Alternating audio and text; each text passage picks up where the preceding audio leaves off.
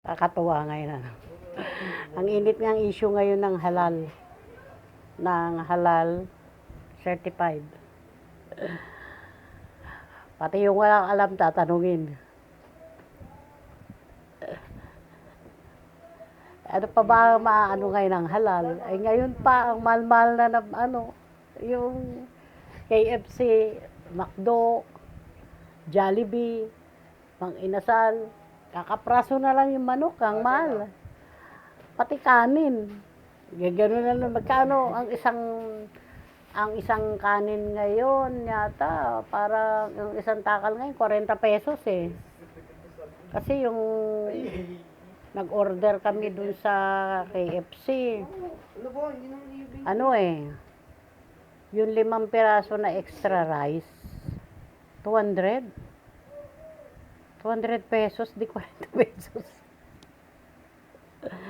Ay nako, nung ang luwag-luwag na makakabili tayo ng halal na yan, pinag-ano sa atin, pinagdamot, di ba?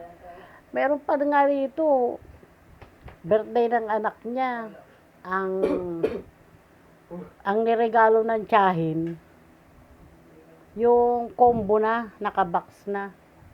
Pilit na yung ina, na pera na lang daw ang ibigay, wag na raw Jollibee. Ayun ang gusto ng tiyan, ano bang malay ng tiyahin? Ayun, ang end. Yung mag-ina, wala man lang nakain.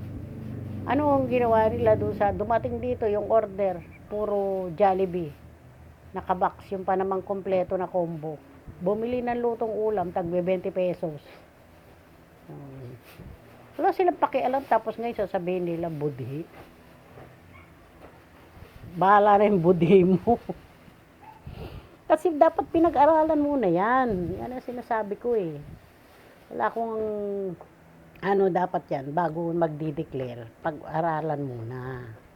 O ngayon, di sino ngayon ang nakalantad sa kahihiyan? O, di ba? O, at least ako lumabas na.